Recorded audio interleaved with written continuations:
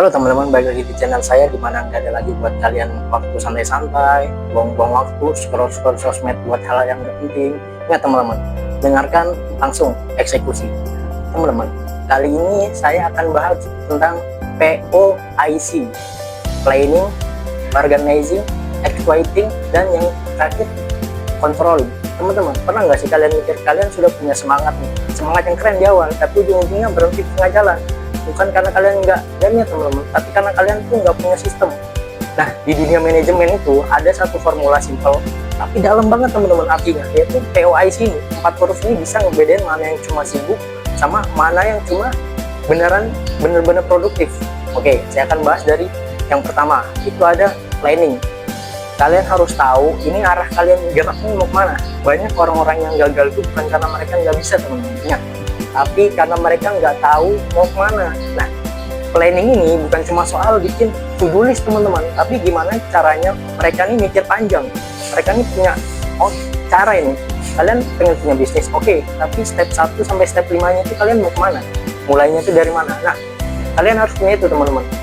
Tanpa arah, kalian tuh ibarat orang yang naik motor, tapi nggak tahu mau kemana, GPS-nya tuh mati, akhirnya muter-muter di situ-situ ya teman-teman. Yang kedua, ada namanya organizing, bagi peran biar nggak tabrakan. Nah, oke teman-teman, setelah punya planning, kalian nggak bisa ngerjain semuanya sendirian. Kalian harus tahu siapa ngelakuin apa. Bahkan kalau kalian masih sendiri, kamu tuh tetap butuh namanya sistem teman-teman. Misal Senin produksi, hari Selasa marketing, nanti hari Rabu evaluasi, simple. Nah, simple teman-teman aja, tapi ini memang berpengaruh, dan ini yang dinamakan organizing. Yang ketiga yaitu exploiting, bukan cuma nyuruh tapi nyalain apinya. Nah, di tahap ini kalian harus jadi penggerak teman-teman, bukan cuma sekedar bos. Kalian entah itu mimpin tim, mimpin diri sendiri, atau kalian harus bisa jaga semangat hidup, jaga biar tetap hidup semangatnya. Nah, leadership itu bukan soal gaya, tapi gimana mikir caranya bikin orang di sekitar lo itu ikut menyala teman-teman, ikut berapi-api. Nah, jadi gitu teman-teman. 4. Yang terakhir itu tim yang digerakkan dengan inspirasi akan jauh lebih menyala daripada yang cuma sekedar disuruh-suruh. Oke. Yang keempat, yang terakhir yaitu adalah controlling. Ingat teman-teman, controlling. Jangan cuma jalan, tapi lihat jalanannya juga. Banyak yang udah jalan tapi nggak pernah ngaca nih teman. Controlling itu apa sih sebenarnya?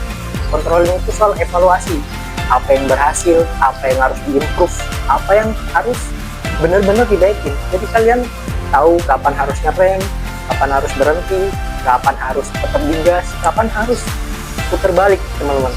Tapi ini bukan soal terus jalan, tapi terus benar teman-teman. Oke, pahami ya, 4 itu benar-benar dipelajarin teman-teman, karena itu penting banget.